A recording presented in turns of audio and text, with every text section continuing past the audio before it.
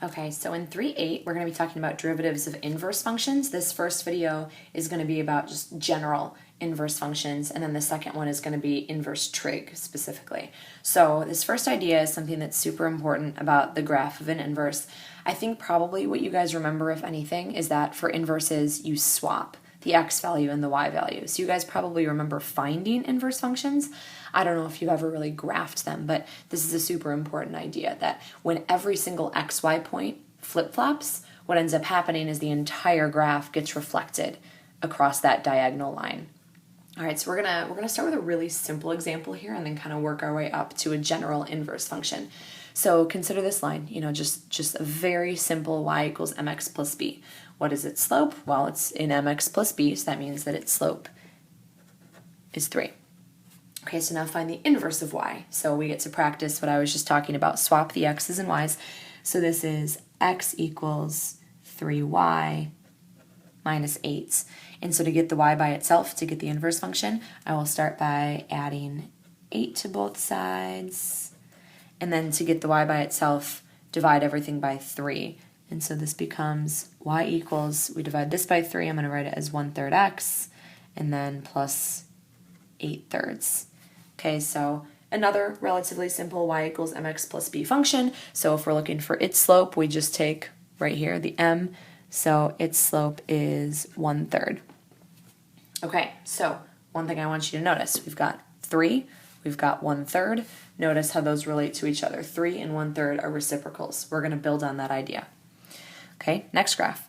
Y equals x squared minus 1. Find the derivative at x equals 1.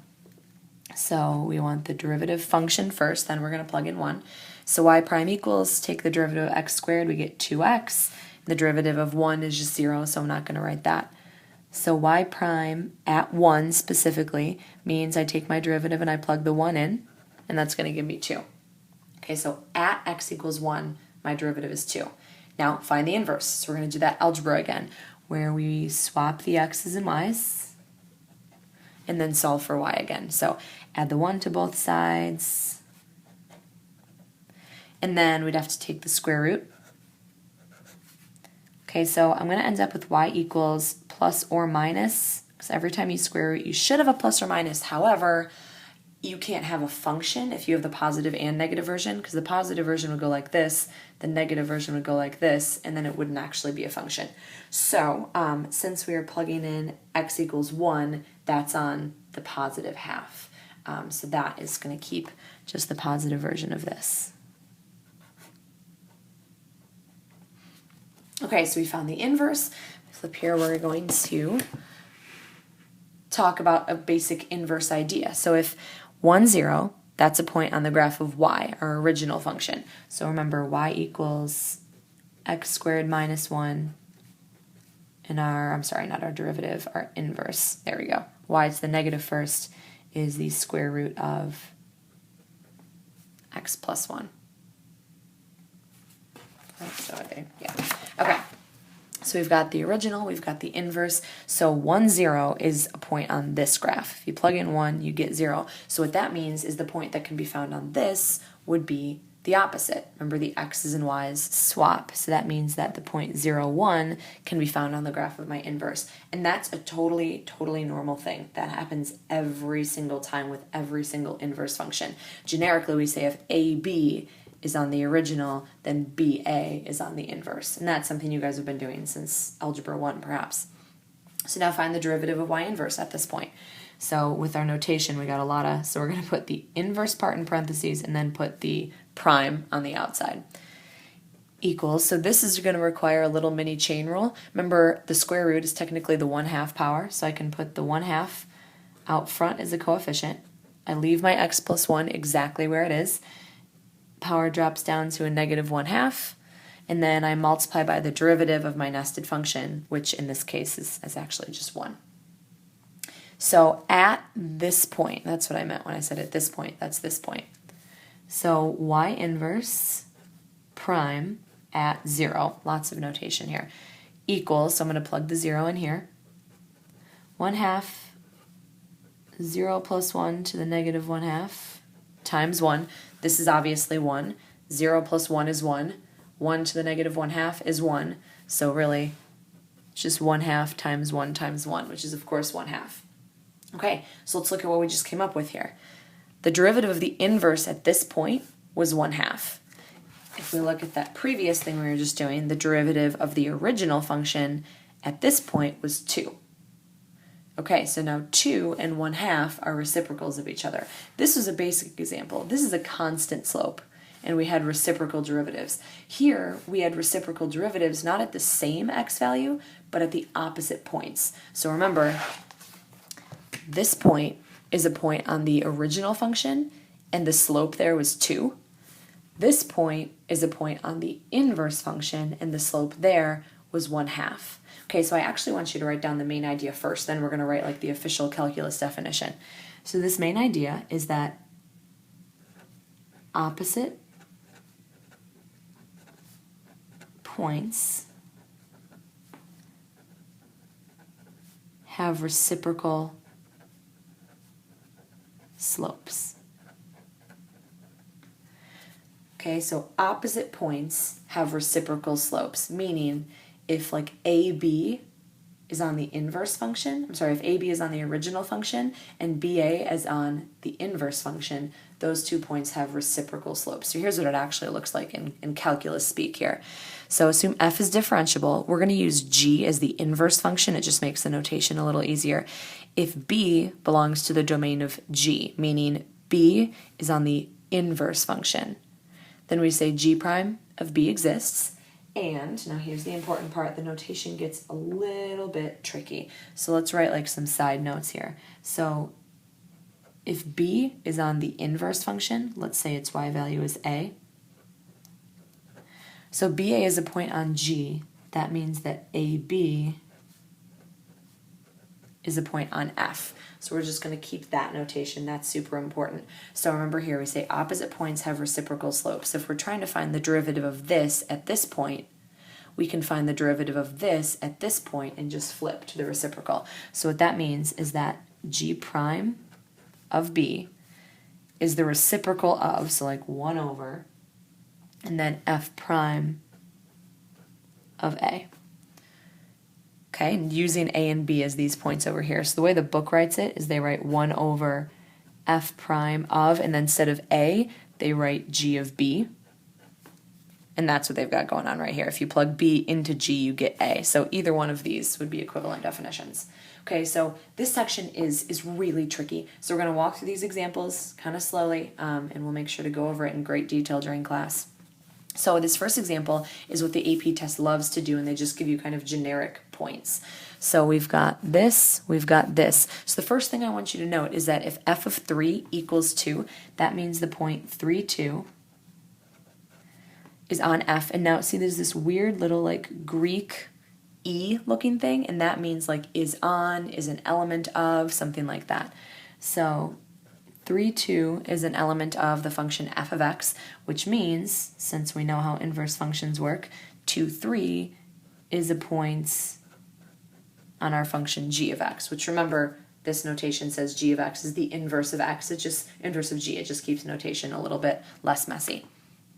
So if we want g prime of 2, if we look up here, g prime of 2 is 1 over f prime. So now remember, if 2 is an x value on g, we use 3 as an x value on f. Okay, so that's what we're looking for. We could also write it in the fancier way like this, f prime of g of 2. And we know from this line right here that g of 2 is equal to 3. So either way you want to think about that. And then they give you f prime of 3 right here is negative 4. So this would be 1 over negative 4, which of course is negative 1/4. Okay, so opposite points have reciprocal slopes. These two are opposite points on the two inverse functions. This slope is negative 4, which means this slope is negative 1/4. Reciprocal. Not opposite reciprocal, like perpendicular, just regular reciprocal. Okay, so now let's look at this. Now what we did at the beginning of the notes was we actually found the inverse function. As our functions get more and more complicated, we're not actually going to find the inverse.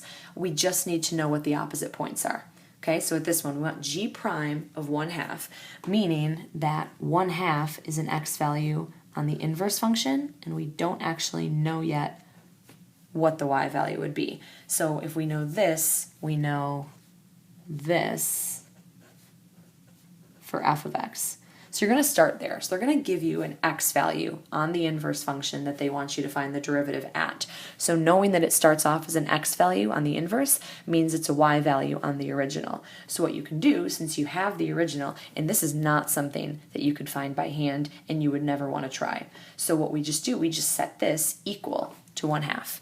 So we are going to take x cubed over x squared plus 1, and we're going to set it equal to 1/2. Now there is math that you could do, but if you just kind of look, these are going to be nice small values. X cubed equals 1, x squared plus 1 equals 2. The x value that would work here is just a nice easy 1. 1 cubed is 1, 1 squared plus 1 gives you 2. So if we solve this, we end up with x equals 1. So what that means is to give a y value of 1/2, the x value here would be 1. And so we just flip and we know this y value is going to be 1. So the main idea with these inverse functions is if I find the derivative here, all I have to do is take the reciprocal and I'll get the derivative here. So we want f prime. So with this, be very careful, it's going to require a quotient rule. So I have low d high, and the derivative of x cubed is 3x squared, minus high d low, and the derivative of x squared plus 1 is a 2x plus 0 technically, and then all over low. So since all I'm trying to do is plug this 1 in, there's absolutely no need to simplify. So I'm just going to plug the 1 in. So 1 squared plus 1, that gives me 2. 3 times 1 squared gives me 3, minus 1 cubed is 1, 2 times 1 is 2, and then over 1 squared plus 1 is 2, 2 squared is 4.